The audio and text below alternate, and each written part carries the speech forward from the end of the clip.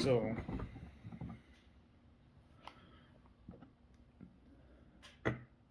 we are doing is Billy Goat, in case you didn't know whose channel you're on. We are doing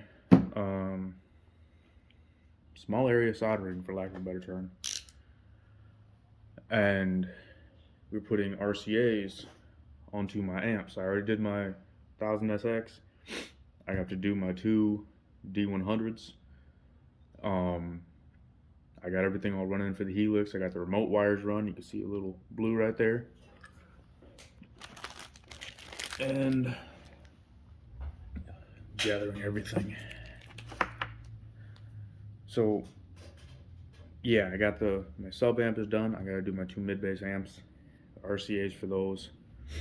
So I'm gonna show you guys how I do them. Thank you, DOS, for putting the bug in my head and making me make more videos. So there's a couple other systems out there. There's a Planet Waves, and then there's a system that was designed or whatever by Nick at we don't say his name. But what they do is they actually use a coax style cable, and it's got the plug, but it's got a little hex screw on here, and you put this up against it, stick it in there, screw the screw down, and it punches through. This touches the center wire of the coax. You know what a coax looks like. It's got a center wire, and there's a insulation, and then there's a braided sheath around it. So this touches that centerpiece, and then you pull down a set screw. It cuts through the insulation of the wire into that braided outside, and it doesn't cut into the center, it cuts into the braided outside, so that makes your coax cable. Or you can do it this way. This is the slightly more difficult way, but on the plus side, you get to use whatever size wire you want to use. I personally don't like thin wires. I prefer at least a 14-16 gauge wire for my stuff, just because I'm super picky and I just can't do things the easy way, because that's just how I am. It is what it is. So what I'm going to do, the way I do this, I'm sure there's going to be people that say there's a better way. That's cool. Do it your way. I love you, but this is the way I do it. I've got, like I said, I've already run, I made the ends. I got them over here. I'll show you, I'll do a sweep at the end. I got the ends already made because that's the easy part. You got your established ends, and then you got the cut to fit parts. This is slightly more difficult because everything's already run, but go from the ends to each of the amps, and then you just cut it to fit inside of the terminals on. So this is how I do it. Got a bunch of extra sheathing. This is TechFlex. So I'm gonna snip it right there, so I have a reference. Pinch it, pull it down, come like this. Great thing about this braided TechFlex, not to be confused with the F6, which is a split loom style. This stuff just cuts with wire cutters, or you can use scissors or any of that, but I have my wire cutters out right now, so that's what's going to get used, and they cut real good. So I'm just cutting off that extra thing. Goes on the floor, going to get swept up later. And then I'm not too worried about all these little tiny pieces, because I'm going to blow this off with the put my shop vac on blow.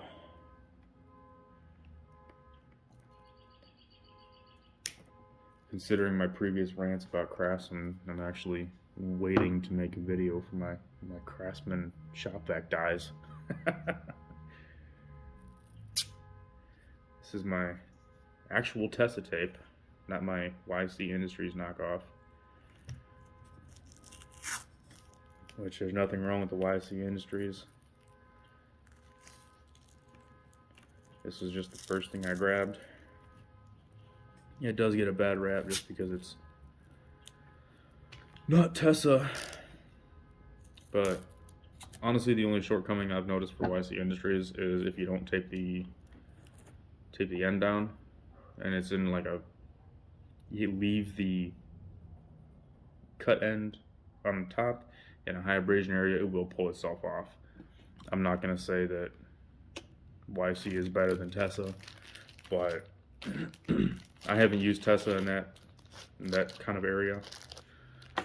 But so I got these. I got one with a white band and one with a red band. The red is always going to be on this side because that's just how I'm doing it. And like I said, this is my style. This is the way I do it. That one didn't have a plastic. Oh, there it is. These ones have plastic inserts in them. I will not lie, I did get these off Alibaba or AliExpress. So complain now or forever hold your peace.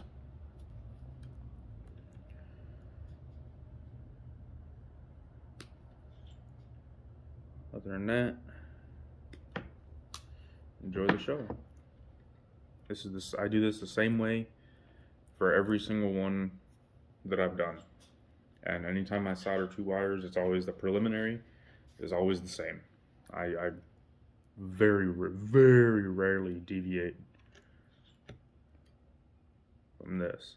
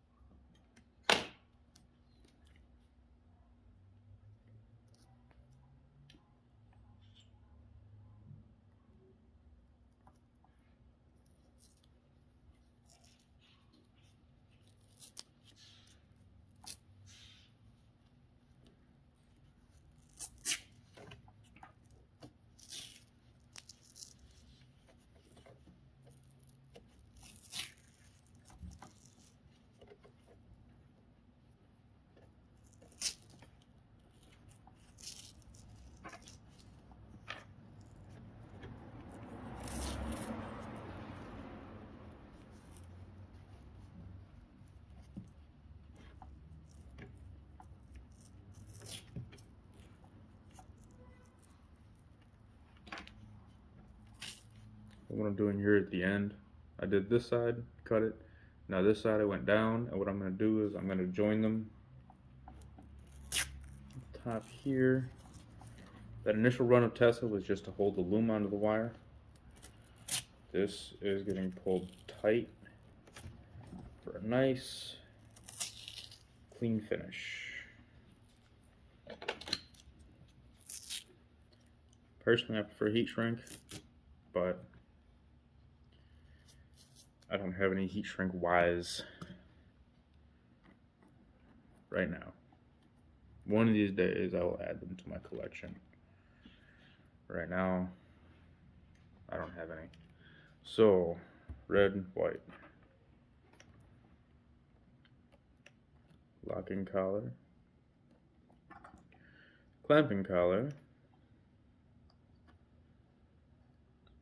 And in order to get more room, I'm going to screw the clamping collar into the locking collar.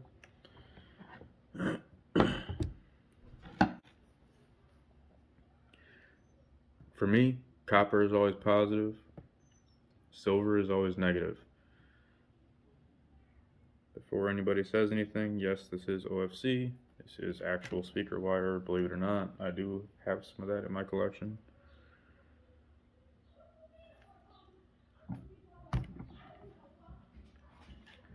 I got a longer one on the negative and a shorter one on the positive. You'll see why in a sec. Flux that,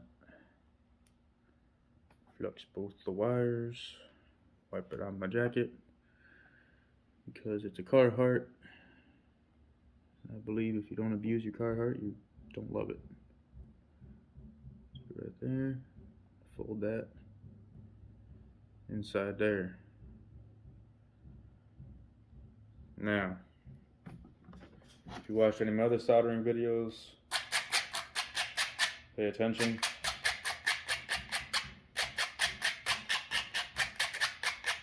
I've been doing this long enough that it goes quick.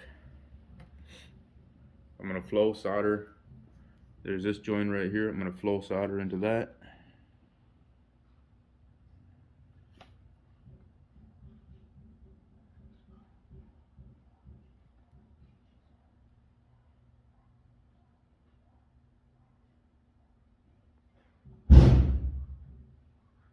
Damn, throwing garbage in the dumpster scared the shit out of me.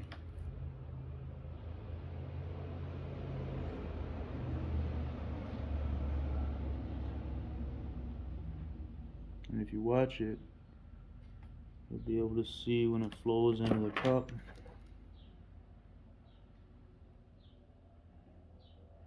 Check your connection, make sure it's good. It's good. Boom. Now for this side, we're gonna do this another way.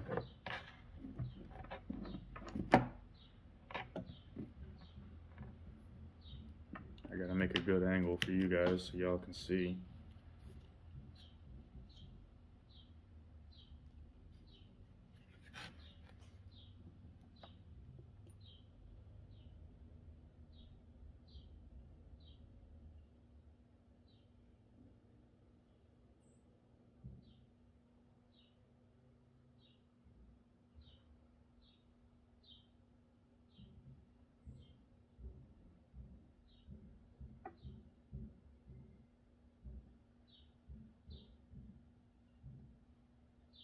Making sure I get a good joint at the base. It's actually pretty cool because you'll see it flow into the wire and then it'll actually flow out of the wire onto the base, which is pretty cool.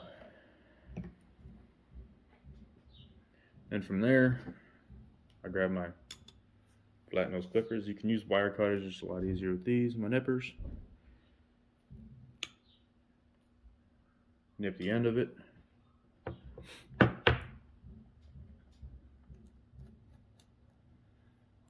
Grab these. You see it's got these clamps right here.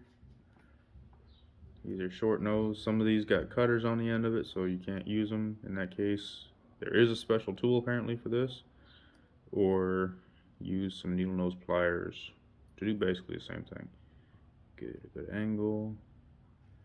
What you're gonna do, bring them together. You're clamping this collar down onto the wire. Clamp it closed.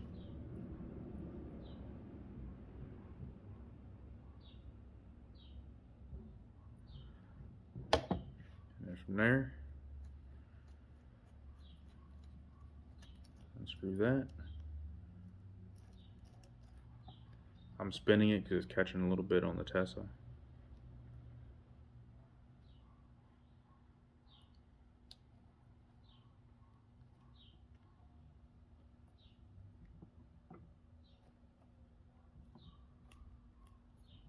Screw that up tight. And then remember I said this is the locking collar. To clamper, that's the locker. You see it's got these wings.